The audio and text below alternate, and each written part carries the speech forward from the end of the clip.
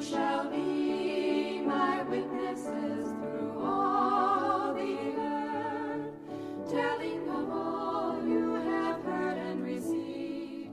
For I arose and am with you, and you have believed. Women, leave your tombs, roll the stones aside.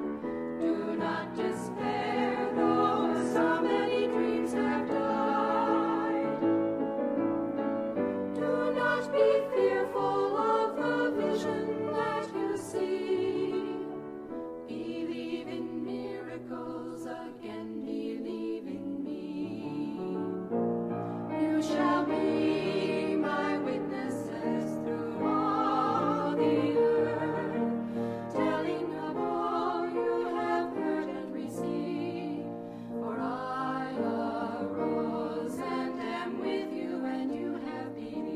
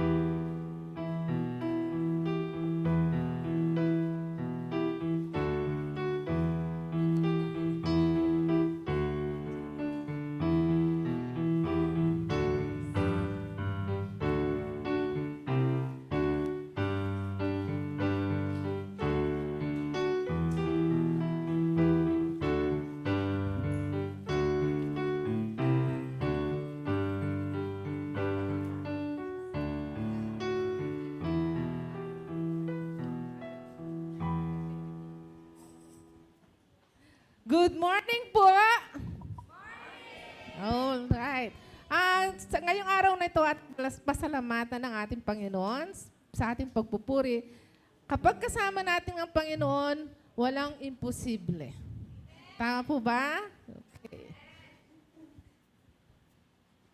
Lahat po tayo ay tumuyo.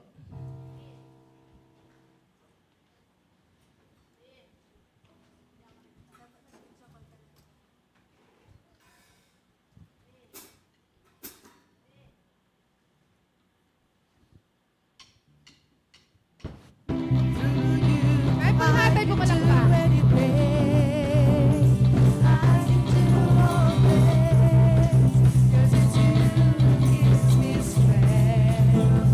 Not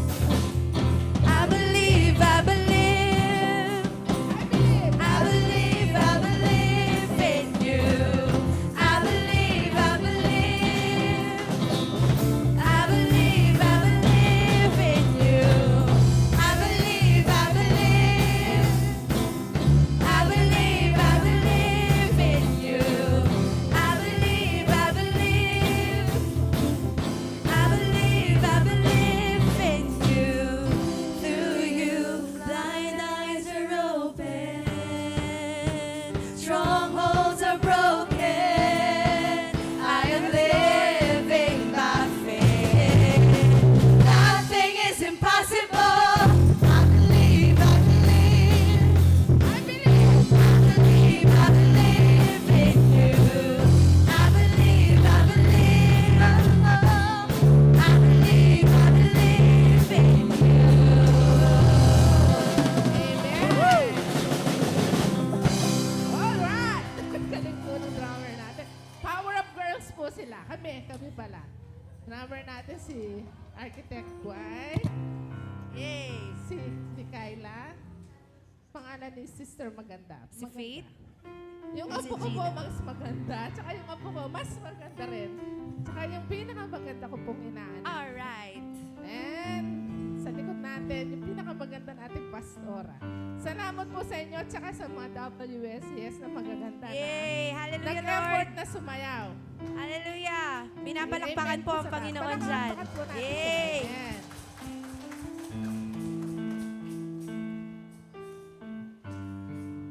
Ang awit na ito para sa ating Panginoon. Naging tatak po siya sa akin since narinig ko na ginanta siya ng inaanak ko pinakamaganda. And burito pala ng nanay niya, tuloy nagkaroon ako ng ano. This is for you, Lord. Kantahin po natin siya lahat para sa ating Panginoon.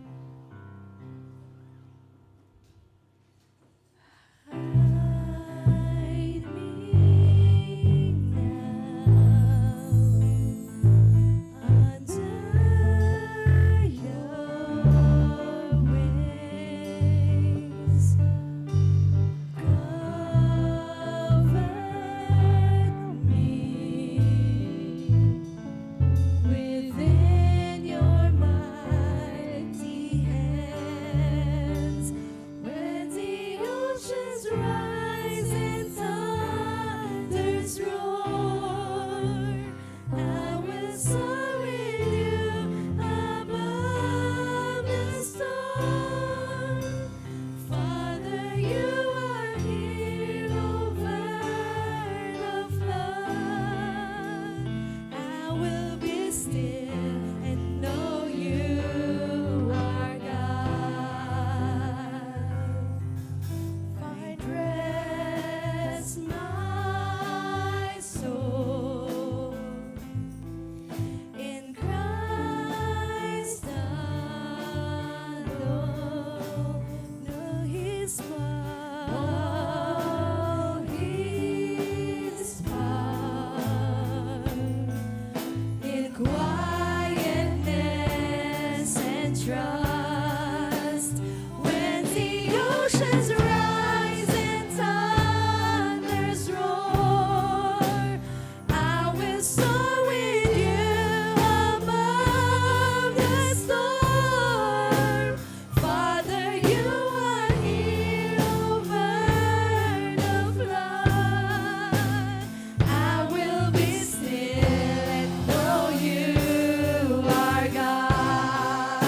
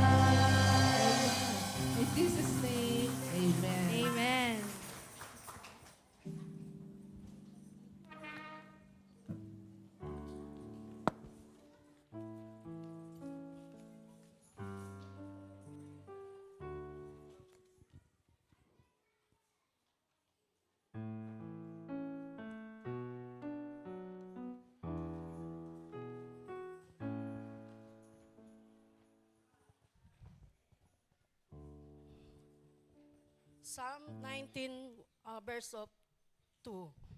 The heavens are telling the glory of God, and the firmament proclaim His handiwork. Day to day, pour, pours forth speech, and to night declare knowledge. Living for Jesus.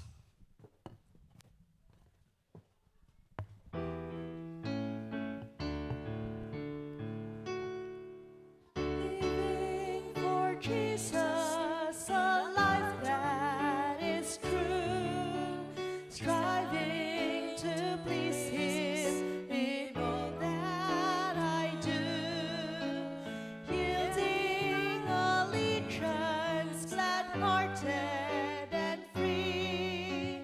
This is the pathway of blessing for me. Oh Jesus, Lord and Savior, I give myself to Thee. For Thou in Thy atonement didst give Thyself for me. I own no other master, my heart shall be Thy throne.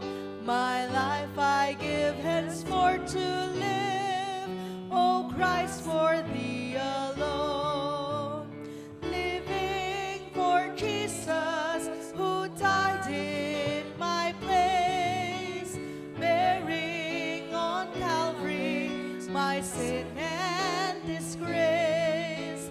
Such love constrains me to answer His call, follow His leading, and give Him my all. Oh Jesus, Lord and Savior, I give myself to Thee. For Thou in Thy atonement didst give Thyself for me. I own no other master, my heart shall be Thy throne. My life I give henceforth to live, O Christ, for Thee alone. Living for Jesus wherever I am, doing each duty in His holy name, willing to suffer affliction or loss, deeming each trial a part of my cross. Oh Jesus, Lord and Savior, I give myself to Thee. For Thou in Thy atonement didst give Thyself for me. I own no other master, my heart shall be Thy throne. My life I give henceforth to live, O Christ, for Thee alone. Prayer. Dear Jesus, Jesus na makapangyarihan sa lahat, lumalang ng langit at lupa. Kami po ay nagpapasalamat sa oras na ito dahil sa buhay na ipinagkaloob. Salamat po sa kalakasan na taglay ng bawat isang pangunahan mo po kami ng iyong banal na espiritu upang maging karapat-dapat kami sa pagpapuri sa iyong kabanalan at kabutihan. Pagpalain mo po ang aming pananambahang sa umagang ito at magsisilbing kalakasan ng aming espiritual na buhay ang iyong mga salita. Mali ang aming pagsasalamat na sa lahat ng mga pagpapalas mo sa aming buhay sa pangalan ng Yesus. Amen.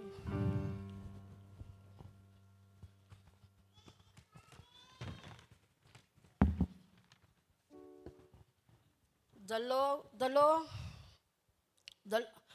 Psalm 19:7 to 11. The law of the Lord is perfect, reviving the soul. The decrees of the Lord are sure, making wise the simple. The precepts of the Lord are right, rejoicing the heart. The commandment of the Lord is clear, enlightening the eyes. The fear of the Lord is pure, enduring forever. The ordinances of the Lord are true and righteousness altogether. More to be desired are they than gold, even much fine gold, sweeter also than honey and drippings of the honeycomb. Moreover, by them is your servant warned. In keeping them there is great reward. Thank you, Lord, for saving my soul. Thank you, Lord, for making me whole. Thank you, Lord, for giving to me thy great salvation, so rich and free.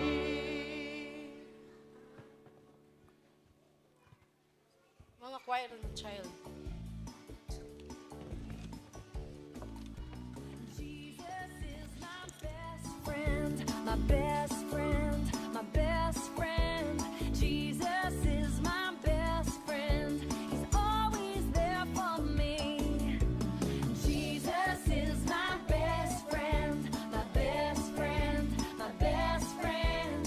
Jesus is my best friend. He's always there for me. On Sunday, Monday, Tuesday, Wednesday, Thursday, Friday, and Saturday. Jesus is my best friend. He's always there for me. Yeah.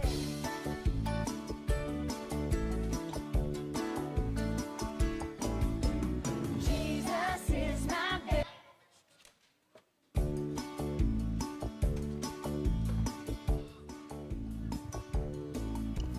Jesus is my best friend, my best friend, my best friend. Jesus is my best friend. He's always there for me. Jesus is my best friend, my best friend, my best friend. Jesus is my best friend. He's always there for me. On Sunday, Monday, Tuesday, Wednesday, Thursday, Friday, and Saturday. Jesus is my best friend. He's always there for me. Yeah.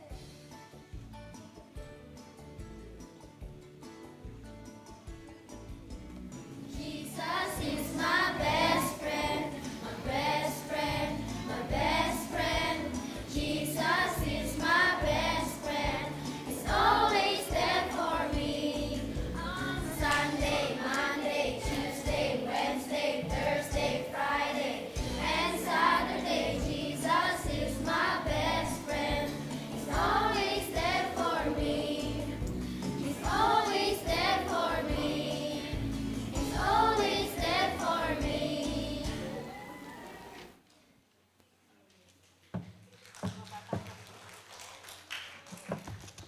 Kids, arap tayo. Dakilang Diyos sa aming inilalakapit ang mga batang ito. Salamat po sa silang nagbigay na sigla at tuwa sa kanilang mga pamilya. Salamat po sa talento ng inyong ibinigay, lalo sa kanilang pinakita at sambahin sa kabila ng kanilang kamusmusan. Patnubayan mo po ang kanilang buhay, aming Diyos, at ilayo sila sa anumang karandaman at panganib. Ito ay aming dalangin sa pangalan ni Jesus. Amen.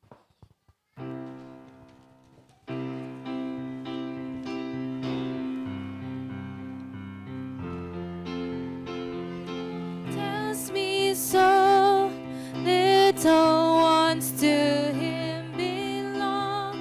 They are weak, but he is strong. Yes, Jesus loves me. Yes, Jesus loves me. Yes, Jesus loves me. The Bible tells me so. Maraming salamat, kids.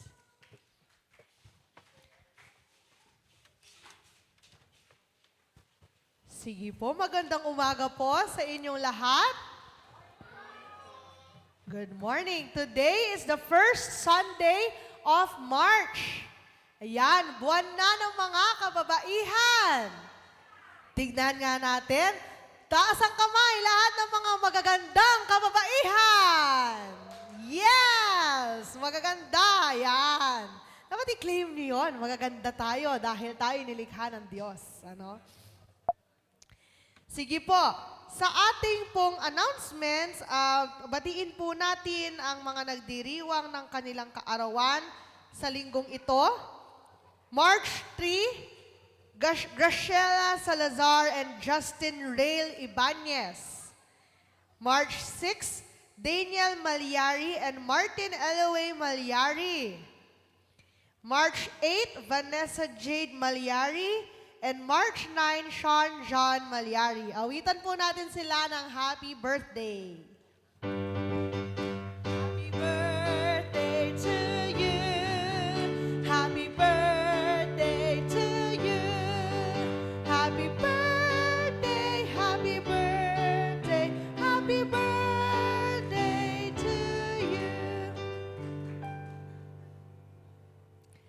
Sige po, sa ating pong mga announcement, ay meron po bang naririto sa kanila? Wala po? Sige po. Sa ating pong mga announcement, mamaya po, meron pong general practice ang ating mga kabataan para sa Worship Explosion. Dahil po next week, March 10, na gaganapin ang Pampak Worship Explosion ng 2 p.m. sa PSAU. So inaanyayahan po ang lahat. Welcome po kayong lahat na sumama dito. Ito po initiated ng mga kabataan. At sa March 9 naman po sa Sabado, magkakaroon na po tayo ng ang North Pampanga ng WSCS Galal. Gaganapin muna po siya sa Sabado. 7:30 a.m. to 12 noon. Dito po gaganapin. Kaya naman po inaanyayahan po ang ating mga kababaihan na dumalo para po magtulong-tulong po tayo sa paglilingkod sa galal ng ating distrito. Pagkatapos po noon, after pong mag-lunch, wala na pong uuwi, dire-diretso na po tayo para sa practice ng praise and worship and choir. Tuloy-tuloy po ang ating mga kababaihan ang maglilingkod sa buwan na ito because of Women's Month. At sa following week po, sa March 17, ay gaganapin ang Women's Sunday celebration po natin. At after po ng pananambahan, meron po tayong fellowship. Lahat po ng kababaihan ng simbahang ito ay welcome po to join. Ayan, pasensya na po kayo. Inuubo po ako at medyo sinisipon. Pero wag po kayong mag-alala, negative po ang COVID test ko. Kaya okay lang po ako. Okay naman po. Sa March 28 po, or sa March, yung week po na yon ng March 28, Holy Week na po. Kaya naman po, inaanyayahan ko ang lahat. Imarkahan na po natin ang ating mga kalendaryo. Sa March 28 po ay ang ating Last Supper service. Gaganapin po ito ng 6:30 p.m. At the following day naman po, March 29, ay ang ating 7 Last Words service. Gaganapin naman po ito ng 3 p.m. ng Friday naman po dito. And then, magkakaroon po mamaya ng orientation at meeting ang lahat po ng natap na speakers ng 7 last words dito sa ating simbahan. After service po, yung mga tinap po namin, kinausap po namin, huwag po muna kayong aalis at mag-orientation po tayo para iisa po ang takbo ng ating mensahe sa 7 last words. Masaya, magalak po naming ibinabalita sa inyo, hindi ko po ito na-announce last week, nakalimutan ko, ang pagpasa po sa board exam ng Master Plumber ng ating kapatid, Gemetria Guaynet Mungkal. Siya po ang head ng ating multimedia. Tumayo ka, ayan. Pasalamatan ng ating Panginoon sa kanyang buhay. Ayan. In preparation pa daw po yan ng architecture, wala pa yon. Ayan, sige po. Congratulations po and purihin po ang ating Panginoon. Kung wala na po tayong announcement, na inaanyayahan po ang lahat na yumuko sa pananalangin pagkat marami po tayong mga nais ipanalangin sa Diyos, especially with the World Day of Prayer. Let us feel the presence of the Lord in our midst today as we come to Him in prayer.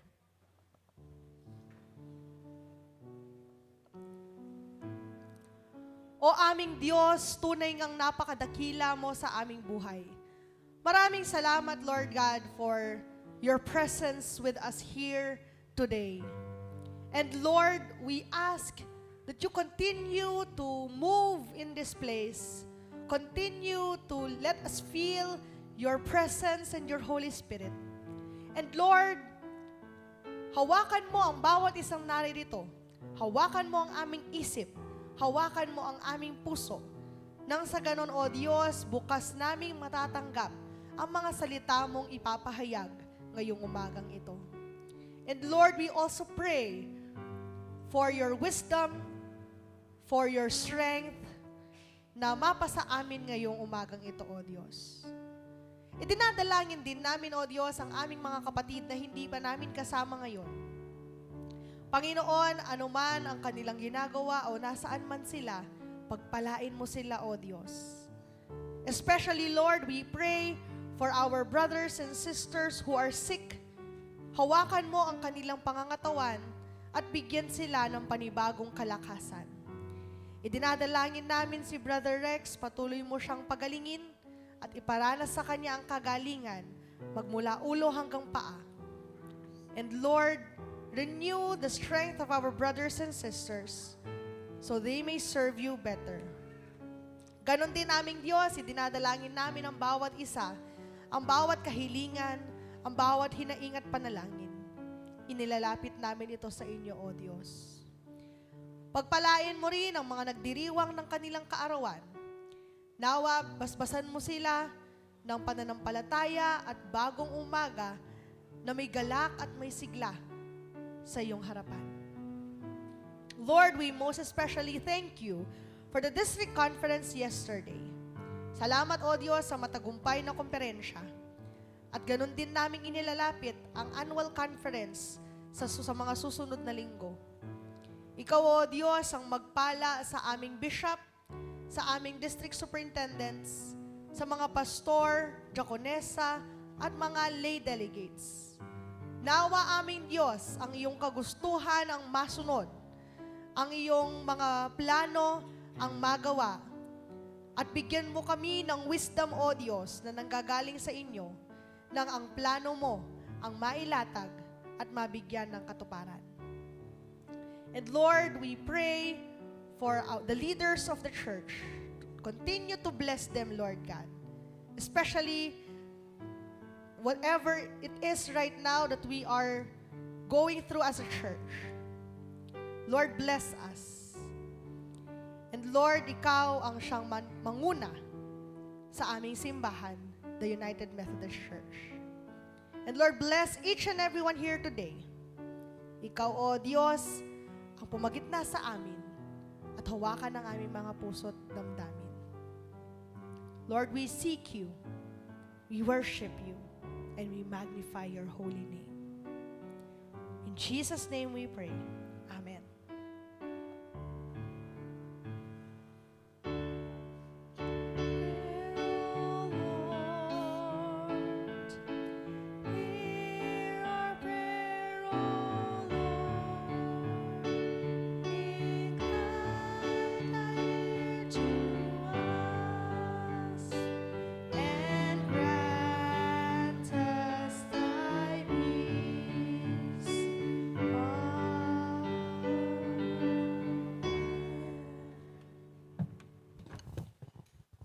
Psalm 66:13-14. I will come to you, temples with burnt offering, and fulfilled my vow to you. Bow my lips, promises, and my mouth spoke when I was in trouble.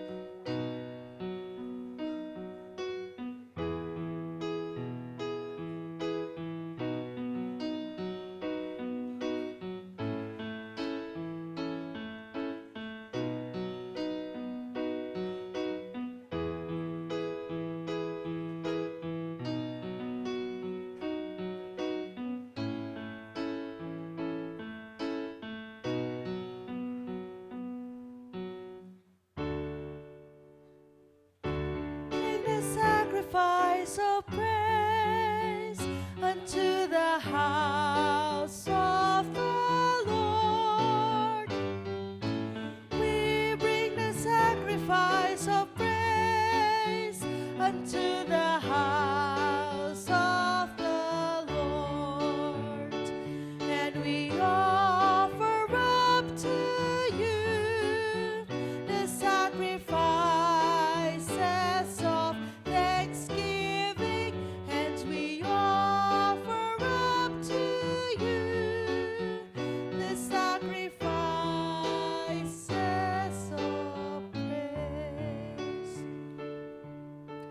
Maraming salamat aming Diyos sa pagpapala mo sa amin. At ngayon bilang pasasalamat, tanggapin mo ang aming mga kaloob sa inyo at gamitin ito, O Diyos, upang lalo pang mapalago ang ministeryo mo sa simbahang ito.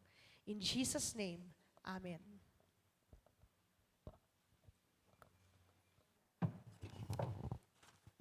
UMC Choir po.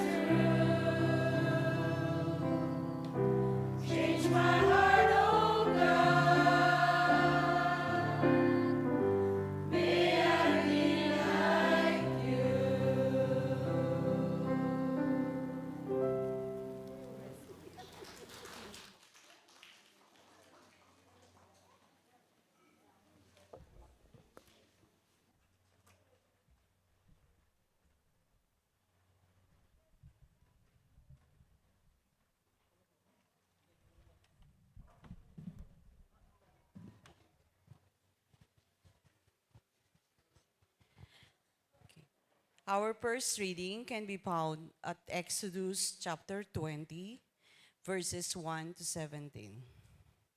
The Ten Commandments. And God spoke all these words. I am the Lord your God, who brought you out of Egypt, out of the land of slavery.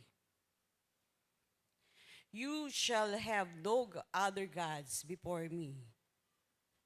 You shall not make for yourself an image in the form of anything in heaven above, or in the earth beneath, or in the waters below. You shall not bow down to them or worship them, for I, the Lord your God, am a jealous God, punishing the children for the sin of the parents to the third and fourth generation of those who hate me, but showing love to 1,000 generations for those who love me and keep my commandments. You shall not misuse the name of the Lord your God, for the Lord will not hold anyone guiltless who misuses his name. Remember the Sabbath day by keeping it holy. 6 days you shall labor and do all your work, but the seventh day is a Sabbath to the Lord your God. On it you shall not do any work, neither you nor your son or your daughter, nor your male or your female servant, nor your animals, nor any foreigner residing in your towns. For in 6 days the Lord made the heavens and the earth, the sea, and all that is in them, but he rested on the seventh day. Therefore, the Lord blessed the Sabbath day and made it holy. Honor your father and your mother, so that you may live long in the land of the Lord your God is giving you. You shall not murder. You shall not commit adultery. You shall not steal. You shall not give false testimony against your neighbor. You shall not covet your neighbor's house.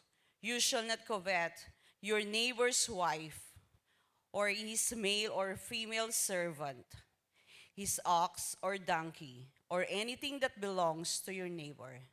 This is the word of the Lord for his people.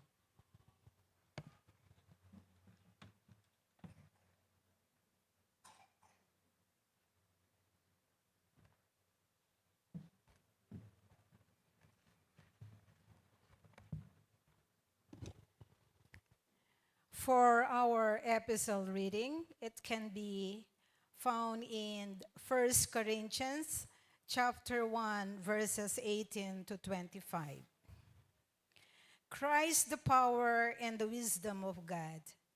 For the message about Christ's death on the cross is nonsense to those who are being lost. But for us who are being saved, it is God's power. The scripture says, I will destroy the wisdom of the wise and set aside the understanding of the scholars. So then, where does that leave the wise, or the scholars, or the skillful debaters of this world? God has shown that these words, wisdom is foolishness. For God, in his wisdom, made it impossible for people to know him by means of their own wisdom. Instead, by means of the so-called foolish message we preach, God decided to save those who believe. Jews want miracles for proof, and Greeks look for wisdom. As for us, we proclaim the crucified Christ, a message that is offensive to the Jews and nonsense to the Gentiles. But for those whom God has called, both Jews and Gentiles, this message is Christ, who is the power of God and the wisdom of God. For what seems be God's foolishness is wiser than human wisdom, and what seems to be God's weakness is stronger than human strength, the Word of God.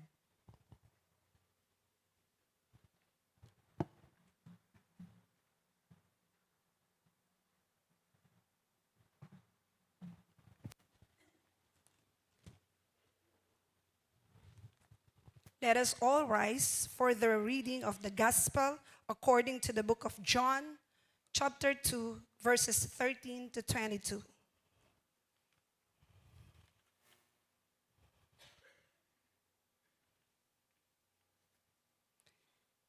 And it says, "It was almost time for the Passover festival. So Jesus went to Jerusalem. There in the temple, he found people selling cattle, sheep, and pigeons, and also the money changers sitting at their tables. So he made the whip from cords and drove all the animals out of the temple, both the sheep and the cattle. He overturned the tables of the money changers and scattered their coins. And he ordered those who sold the pigeons, 'Take them out of here. Stop making my Father's house a marketplace.' His disciples remembered that the scripture says, 'My devotion to your house, O God, burns in me like fire.' The Jewish authorities came back at him with a question, 'What miracle can you perform to show us that you have the right to do this?' Jesus answered, 'Tear down the temple, and in 3 days I will build it again.' 'Are you going to build it again in 3 days?' they asked him. 'It has taken 46 years to build this temple.' But the temple Jesus was speaking about was his body. So when he was raised from death, his disciples remembered that he had said this, and they believed the scripture and what Jesus had said, the word of God for his people.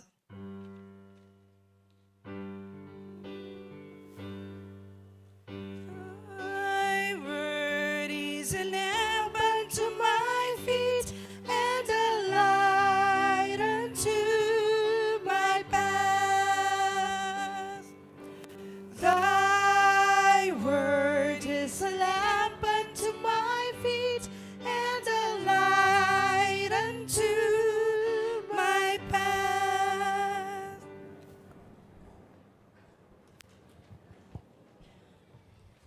Natawagan yung youth choir.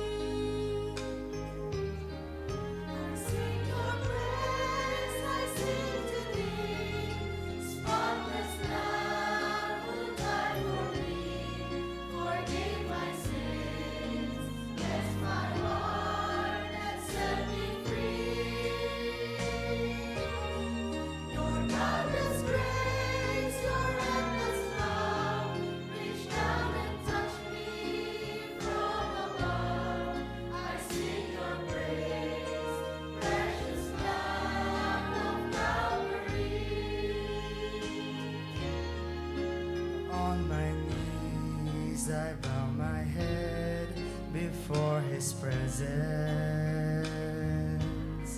With broken heart, confess my sins, confess my need. Then with love He filled my soul, dried my eyes and made me whole. My sins were gone, washed in the blood of Calvary. I sing your praise, I sing with thee, spotless Lamb who died for me, forgave my sins, cleansed my heart and set me free. Your boundless grace, your endless love, reached down and touched me from above. I sing your praise, precious Lamb of Calvary.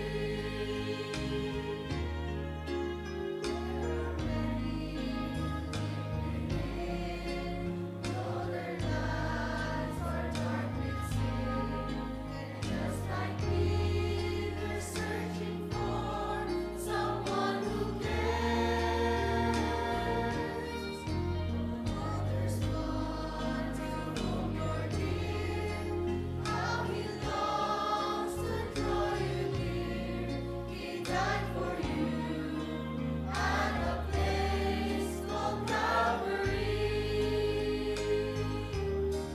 I sing your praise, I sing to thee, spotless Lamb who died for me, forgave my sins, cleansed my heart and set me free. Your boundless grace, your endless love, reached down and touched me from above. I sing your praise, precious Lamb of Calvary. I sing your praise, precious Lamb of Calvary.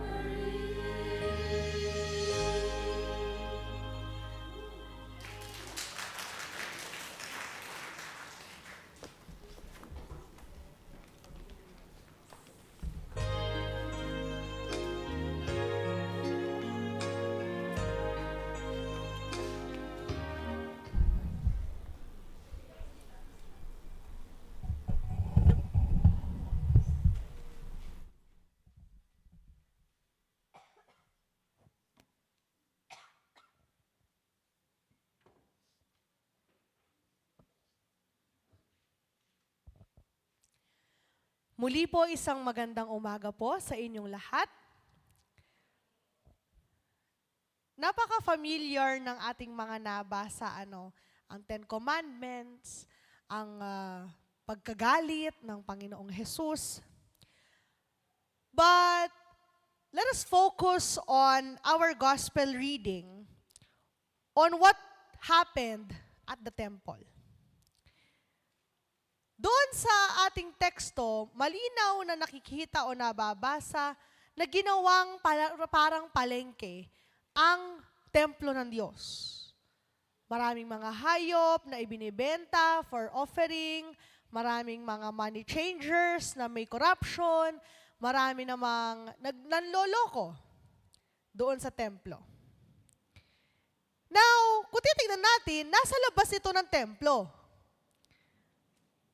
At ang place of worship ng mga Jewish people noong panahon na iyon, layer by layer yan. Sa pinakaharap, sa may altar, hanggang sa ilalim. Depende kung anong klaseng estado ang meron ka. Kung ikaw ay teacher of the law, dito ka, pwede ka dito, ganon. Merong ganong standard ang templo noong panahon na iyon. But we can clearly see here that what happens in that temple matters to Jesus. Kasi sa kabuuan ng mga teksto sa Gospels, sa 4 na Gospel reading, na Matthew, Mark, Luke, John, consistently, lahat sila, sinasabi nila ang pagkagalit ng Panginoong Jesus dito sa moment na ito. At very limited ang time na nagalit ang Diyos. Very patient ang Panginoong Yesus. Very understanding. Nakikain nga siya with sinners. Ganon siya kabukas. Pero bakit hindi niya mapatawad ang nangyari sa templo? At siya'y nagalit, nagwala. For all that Jesus is out in the world teaching, tending, and performing miracles, we can't separate His work in the world from the work that is done in worship, inside the temple. And this is also same with today. Worship forms and informs how we live out the good news in the world, and how we live out the good news in the world forms and informs our worship. This does not mean, hindi naman ibig sabihin na maging sobrang critical tayo sa lahat ng mangyayari. Like yung aawitin, yung mga salita na sasabihin, which, by the way, is very important. No? Kaya may lectionary tayo eh. But this third Sunday in Lent, ito pong araw na ito, gives us an opportunity to reflect on the individual and communal worship that we do. So hindi tayo magre-reflect doon sa, last Sunday, ito yung pinakanta ni Pastor, hindi ko man alam. Kaya, hindi ko alam yung closing hymn, ganon, no? Kaya naman, ulit-ulit na lang, lagi na lang yun yung kinakanta. Hindi ganong klaseng reflection, but how we worship. Nakakatuwa nga po nung last Sunday, nag-practice ang mga kabataan, nag-practice ang mga kabataan. Habang nasa daan kami, papuntang Magalang, inaawit nila lahat ng hymns at responses ng church. Kabisado pala nila. No, we have that tendency to be familiar and be comfortable with what we do in worship. No? The songs that we sing, the music we play, the words that we read. But have we taken the time to actually reflect what we feel and what is going through our hearts when we worship? Jesus, according to John, has an agenda nung siya'y nandito sa lupa. And it begins with worship. According sa Gospel ni John, in comparison with the other books of the Gospels, inuna niya ang kwentong ito. Na after niyang pumasok sa Jerusalem, bago siya naggumawa ng mga milagro, nauna yung nakita niya sa templo. Nasa chapter 2 pa lamang ito, kung di ako nagkakamali. Yes, chapter 2.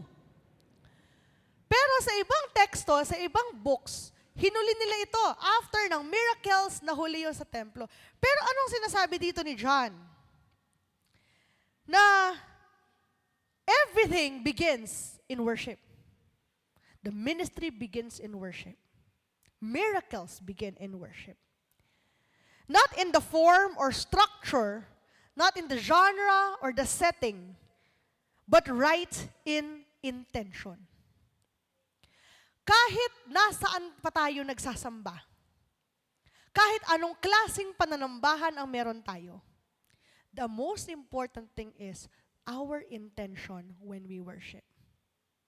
Kung babalikan nyo ang history ng ating simbahan, dumating ang panahon sa simbahang ito, nananambahan lang sila sa ilalim ng puno. Tama po ba sa ating historian? Nasa ilalim ng puno. At dumating din sa punto na hindi naman sementado ang building. Hanggang sa dumating tayo sa point na ang ating worship, meron ng praise and worship. May contemporary music. Dati hymns lang, tapos biglang may contemporary songs. It doesn't matter.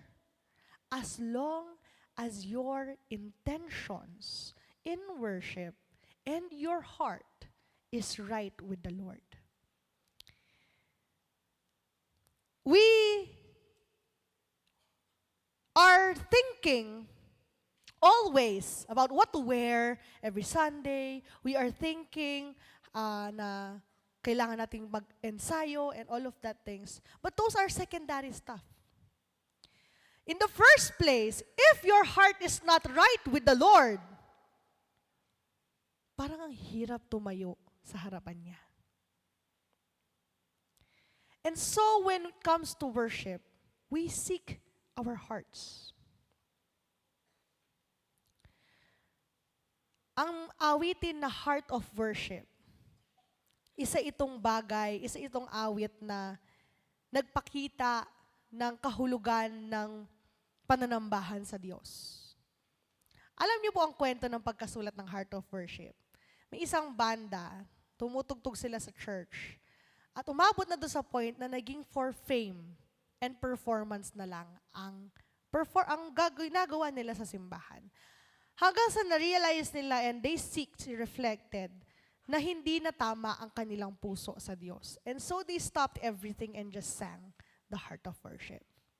When the music fades and all is stripped away, and we simply come, that is where we can find the true meaning of our worship. Pangalawang makikita natin sa worship, hindi lamang ang puso, kung hindi ang resurrection. We are being raised up as we gather and sing and pray and commune together around word and sacrament. Nagsimula ang buhay Kristiyano ng mga sinaunang tao noong namatay at nag-resurrect ang ating Panginoong Jesus. Because we believe that we will die of our sins and we will resurrect once again with Jesus. As Christians, we follow Christ that way.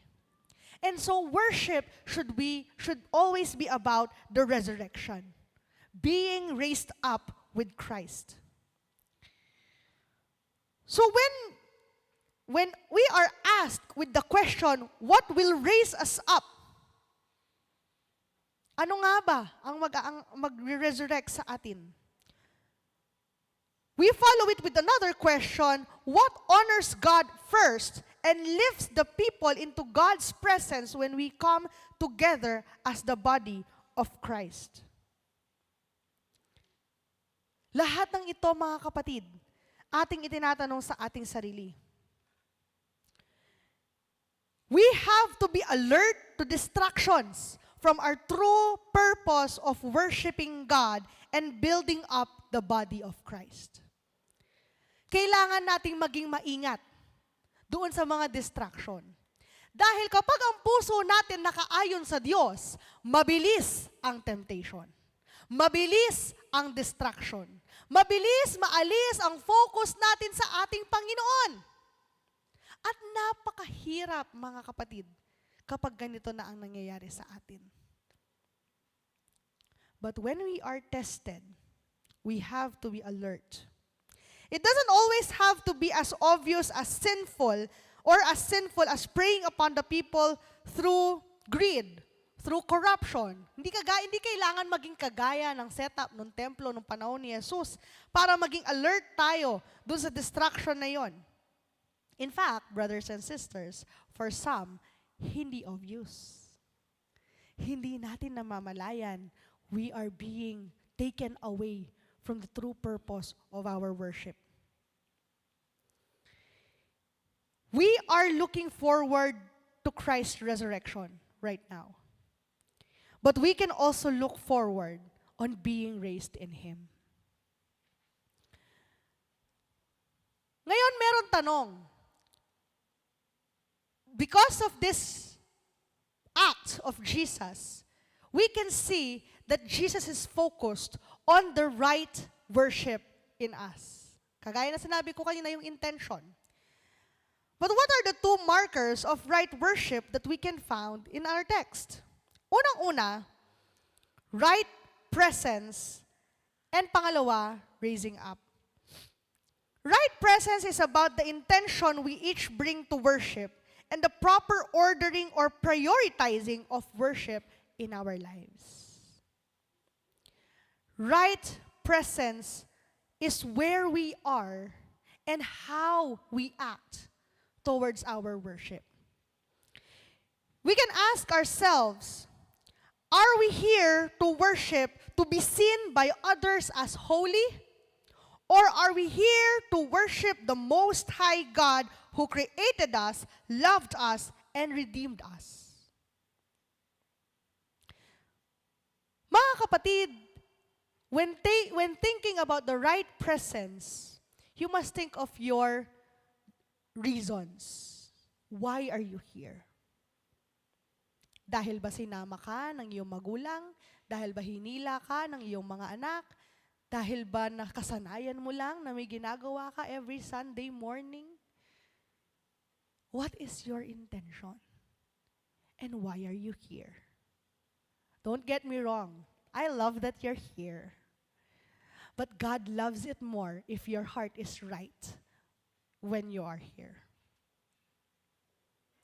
Mas na-appreciate ng Diyos ang 2-3 nag-gather sa Kanyang pangalan kesa sa hundreds of people at ang lahat ng mangyon, ang puso nila wala sa Diyos. And so, seek that right presence in your heart. Seek the Lord in your heart in this worship. Pangalawa, raising up is the means and the fruit of right presence. As worship leaders, all of us are worship leaders, especially when we go out. We become the leader of worship to other people. As worship leaders, do we plan worship with the intention of pointing toward resurrection? Or are we primarily concerned with raising people up to encounter God, forming them to recognize and experience God's life, which is giving love in the midst of everything that is happening in our world? When we worship, we raise up to form in the hearts and minds of the people the recognition that God's love is there for them. We help them see the relationship that they have with God. And that is the outcome of right worship. Hindi natin kailangang magkulong doon sa idea na andito ako sa church, as long as nandito ako, I'm good with my relationship with God. The important thing is, may outcome. At mayroong isa pang puso, isa pang kaluluwa ang mayahatiran natin ng mga mensahe ng Diyos. It's a continuous process. You reflect on yourself with the right intentions. You worship. And when you go out, you spread that message to others. And then you go back and reflect once again. It's a continuous cycle with Christianity. This is what we can do in order for us to prepare ourselves in the victory of Christ's resurrection. We resurrect with Him. And so we reflect as a community of faith, of believers, what is our intention of worship? Are we having the right presence? And are we being risen up by God? In the name of the Father, and of the Son, and of the Holy Spirit. Amen.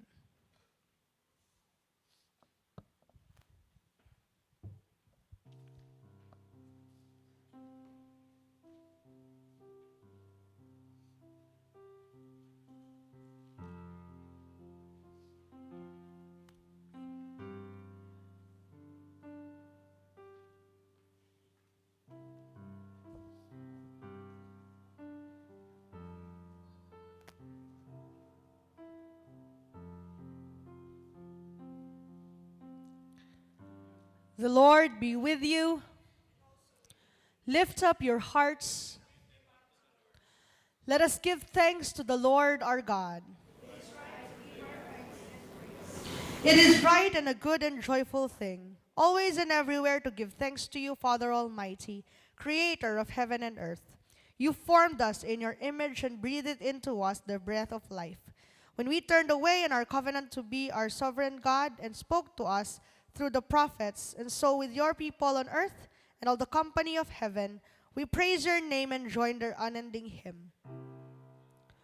Holy, holy, holy Lord, God of power and might, heaven and earth are full of your glory. Hosanna in the highest. Blessed is he who comes in the name of the Lord. Hosanna in the highest. Holy are you, and blessed is your Son, Jesus Christ. Your Spirit anointed him to preach good news to the poor, to proclaim release to the captives and recovering of sight to the blind, to set at liberty those who are oppressed, and to announce that the time had come when you would save your people. He healed the sick, fed the hungry, and ate with sinners. By the baptism of his suffering, death, and resurrection, you gave birth to your church, delivered us from slavery to sin and death, and made with us a new covenant by water and the Spirit. When the Lord Jesus ascended, he promised to be with us always in the power of your word and Holy Spirit. On the night in which he gave himself up for us, he took the bread, gave thanks to you, gave it to his disciples, and said, "Take, eat. This is my body which is given for you. Do this in remembrance of me." When the supper was over, he took the cup, gave thanks to you, gave it to his disciples, and said, "Drink from this, all of you. This is my blood of the new covenant poured out for you for the forgiveness of sins. Do this as often as you drink it in remembrance of me."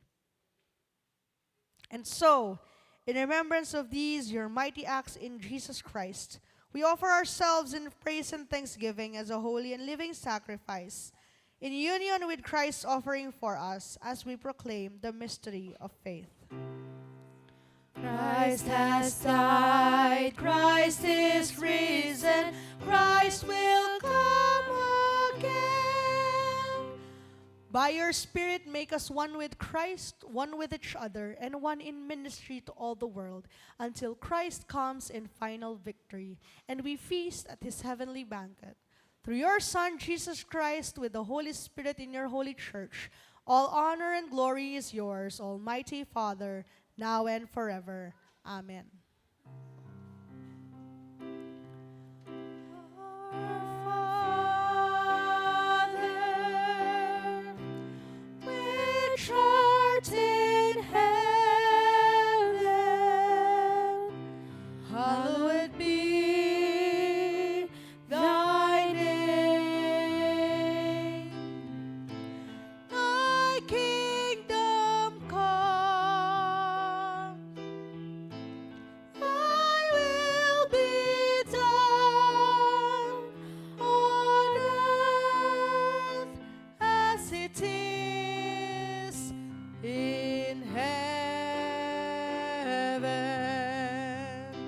Give us this day our daily bread, and forgive us our debts as we forgive our debtors. And lead us not into temptation, but deliver us from evil. For thine is the kingdom and the power and the glory forever.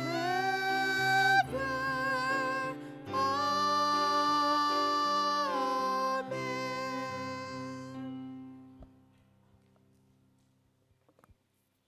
The body of Christ given for you, the blood of Christ poured out for you.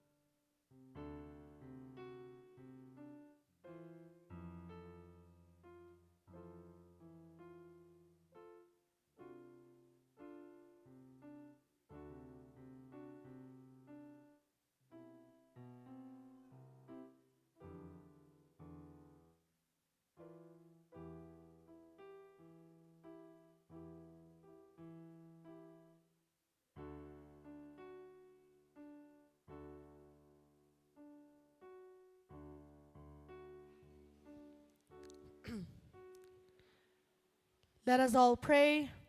Eternal God, we give you thanks for this holy mystery in which you have given yourself to us.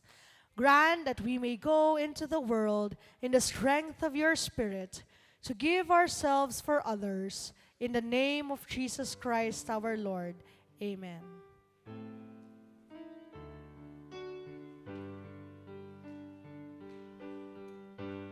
By the Lord of sea and sky, I have heard my people cry, all who dwell in dark and sin, my hand will save. I who made the stars of night, I will make their darkness bright. Who will bear my light to them? Whom shall I send? Here I am, Lord. Is it I, Lord? I have heard you calling in the night. I will go, Lord, if you lead me. I will hold your people in my heart. I, the Lord of snow and rain, I have borne my people's pain. I have wept for love of them. They turn away. I will break their hearts of stone, give them hearts for love alone. I will speak my word to them. Whom shall I send? Here I am, Lord. Is it I, Lord? I have heard you calling in the night. I will go, Lord, if you lead me.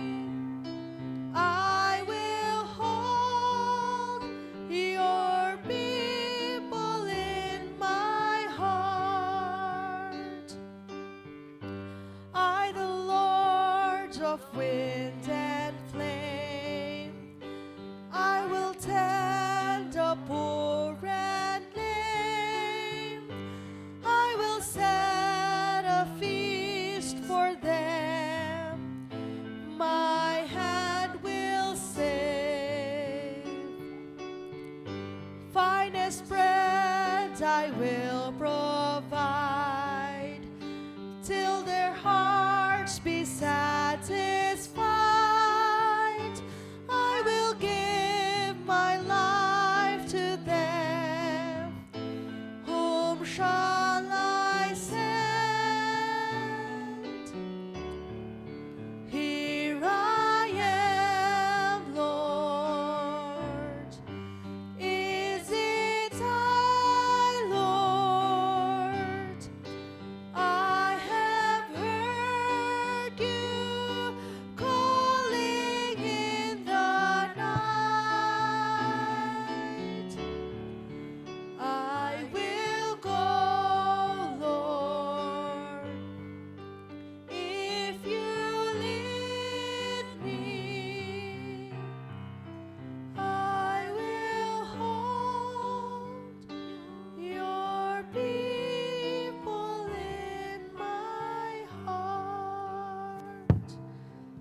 Let us pray.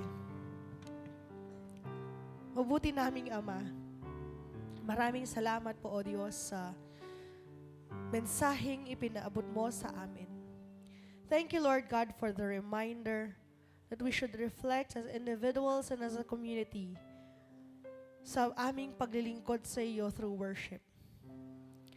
Panginoon, tulungan mo ang bawat isa sa amin na buksan ang aming puso at i-keep dito ang tunay na kahulugahan ng worship, O Diyos.